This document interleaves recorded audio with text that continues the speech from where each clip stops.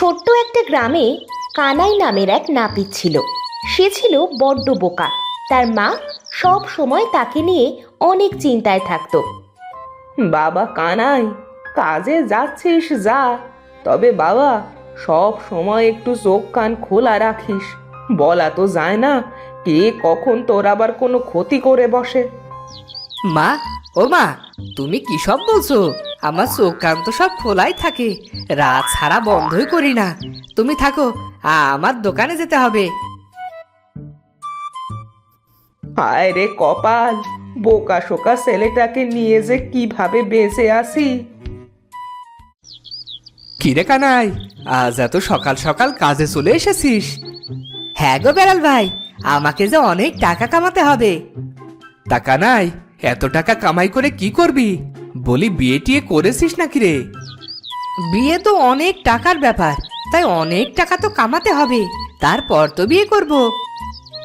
শোনো শোনো শোনো, মন দিয়ে শোনো। রাজকুমারীর কঠিন অসুখ, ঔষধের প্রয়োজন। যে পারবে রাজকুমারীকে সুস্থ করতে, রাজা তাকে দেবে অনেক ধন। শোনো শোনো শোনো, শোনো দিয়া মন।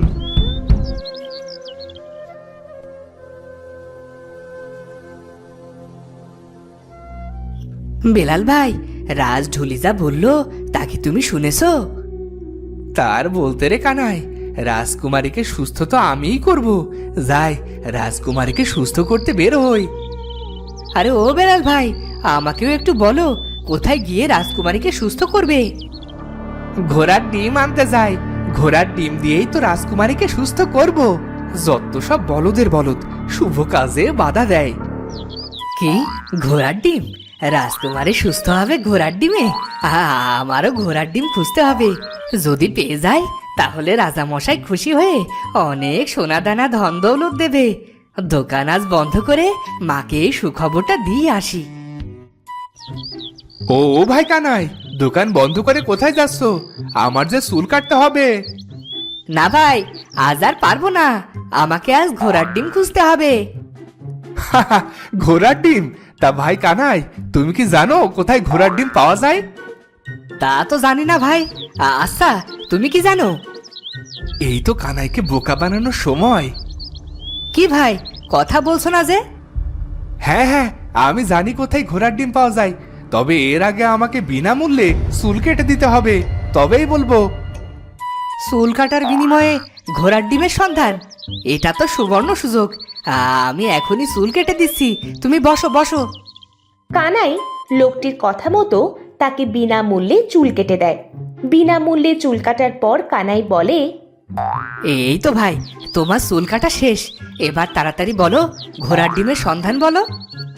ফাও ফাও চুল তো কাটা শেষ, এবার বোকা বানিয়ে এর কাছ থেকে কিছু টাকা হাতিয়ে নি। ও ভাই, তাড়াতাড়ি বলো, আমার যে আর তর সইছে না। তুমি কাল সকালে 10 টাকা নিয়ে জঙ্গলের ধারে যে বড় গাছটা আছে ওটার সামনে এসো, আমি তোমার জন্য ঘোড়ার ডিম নিয়ে আসবো।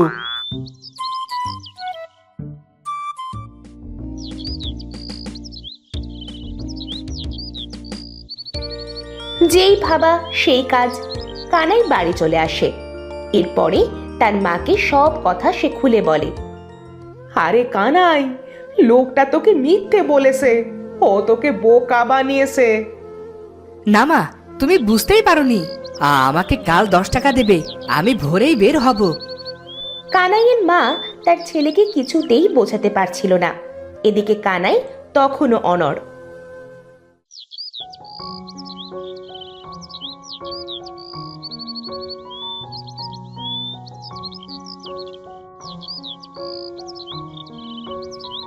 পরের দিন কানাই তার মায়ের কাছ থেকে বিদায় নিয়ে বেরিয়ে পড়ে। হে খোদা, আমার ছেলেটাকে একটু দেখে রেখো। বিদায় মা, আমার জন্য দোয়া করো, আমরা তাড়াতাড়ি যেন ধনী হয়ে যেতে পারি।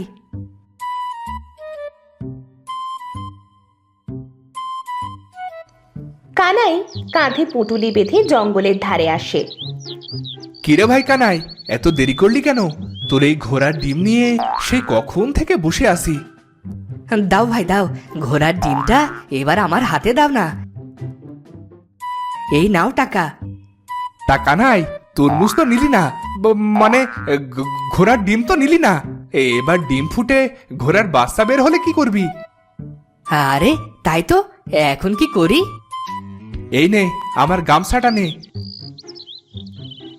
ডিম ফুটে ঘোড়ার বাচ্চা হলে এই গামছা দিয়ে বেঁধে দিস। আমি আসি এখন।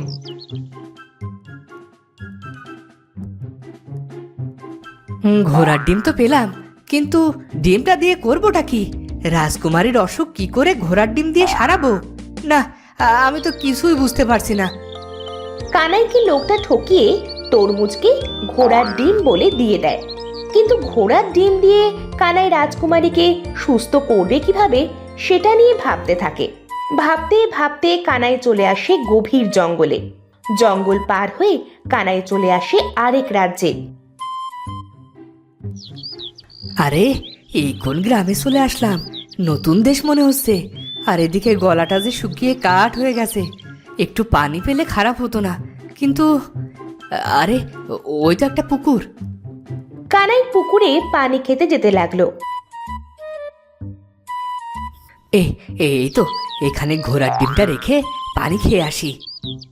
কানাই তরমুজটা রেখে পানি খেতে যায়। এদিকে প্রচন্ড রোদে তরমুজটা ফেটে যায়, আর তরমুজের ঘ্রাণে একটা শিয়াল সেখানে চলে এসে তরমুজ খেতে থাকে।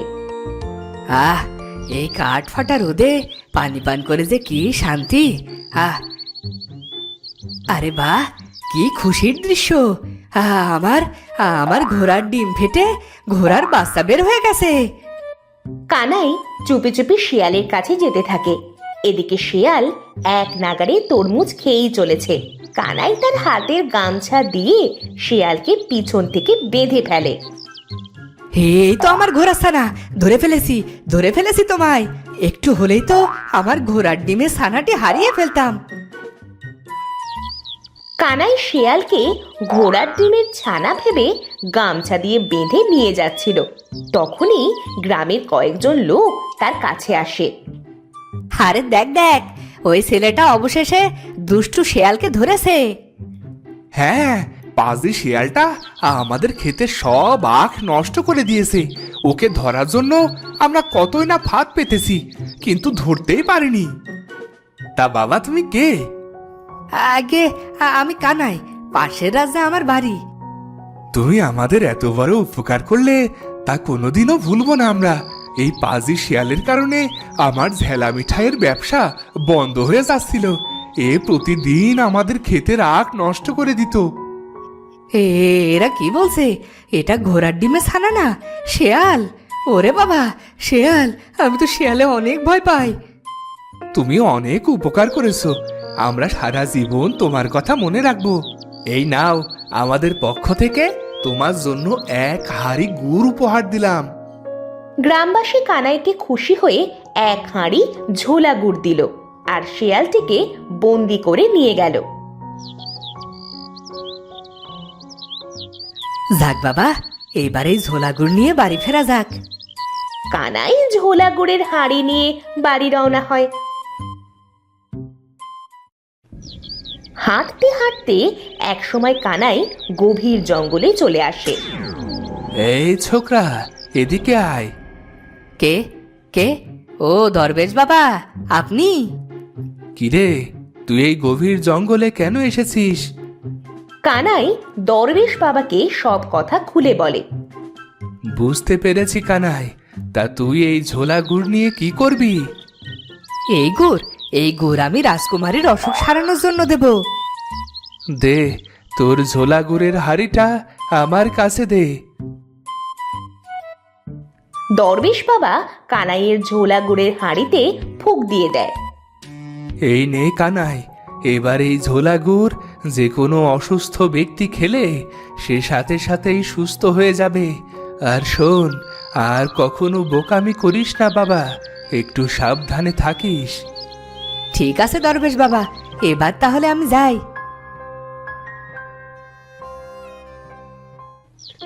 কানাই ঝোলা গুড়ের হাঁড়ি নিয়ে সোজা রাজপ্রাসাদে চলে যায়। কি হে ছোকরা, এই হাড়ি নিয়ে আমাদের কাছে কেন এসেছো? আগে রাজামশাই, এই হাড়িতেই রয়েছে রাজকুমারীর মহা ঔষধ। কি? রাজকুমারীর মহা ঔষধ? তোমার থেকে অনেক বড় বড় কবিরাজ এসেছিল আমার মেয়ের জন্য মহা ঔষধ নিয়ে, আর সবাই ব্যর্থ হয়ে পালিয়ে গেছে। আমাকে একটু বিশ্বাস করেই দেখুন রাজামশাই। এত করে যখন বলছো তাহলে এসো আমার সাথে। তবে মনে রেখো, যদি তোমার মহা ঔষধ কাজ না করে তাহলে তোমার স্থান হবে কালকুঠুরিতে। আগে ঠিক আছে রাজামশাই। এসো, আমার সাথে এসো। রাজা কানাইকে নিয়ে অসুস্থ রাজকুমারীর কাছে যায়। রাজমাতা, রাজবৈদ্য, এই দেখুন, এই লোকটা রাজকুমারীর জন্য কি যেন এনেছে। এই নিন রাজমাতা, এগুলো হলো ঝোলাগুড়। একটু ঝোলাগুড় রাজকুমারীর মুখে তুলে দিন। রাজমাতা একটু ঝোলা গুড় রাজকুমারীর মুখে তুলে দেয়, কিন্তু কোনো কাজ হয় না। দেখলি দেখলি তো, কোনো কাজ হলো না। সেপাই, আরে এই সেপাই, একে এখনই কালকুঠুরিতে নিক্ষেপ করো। বাবা, রাজকুমারী, আমার মেয়ের জ্ঞান ফিরেছে। আমার মেয়ে সুস্থ হয়ে গেছে। ওরে, কে কোথায় আছিস? এই কানাইকে ওর প্রাপ্যটা বুঝিয়ে দে। তার আর দরকার হবে না রাজামশাই। আপনি আমাকে রাজ নাপিতের চাকরিটা দিলেই আমি বেশ খুশি হব। চুল কাটা যে আমার পেশা। ওরে কানাই রে, তোর জন্য আমার মেয়ে সুস্থ হয়েছে, আর আমি তোকে শুধু নাপিতের চাকরি কেন, সাথে ধন দৌলত সব দেব। রাজা ঘোষণা অনুযায়ী কানাইকে তার প্রাপ্য ধন ও দৌলত প্রদান করে। সেই সাথে কানাই রাজ দরবারে নাপিতের চাকরিও পেয়ে যায়। এরপর থেকে কানাই তার মাকে নিয়ে সুখে শান্তিতে বসবাস করতে থাকে। তো বন্ধুরা, ভিডিওটি কেমন লাগলো? যদি ভালো লাগে চ্যানেলটি সাবস্ক্রাইব করে বেল আইকনটি বাজিয়ে দিও। দেখা হচ্ছে পরের ভিডিওতে। ধন্যবাদ।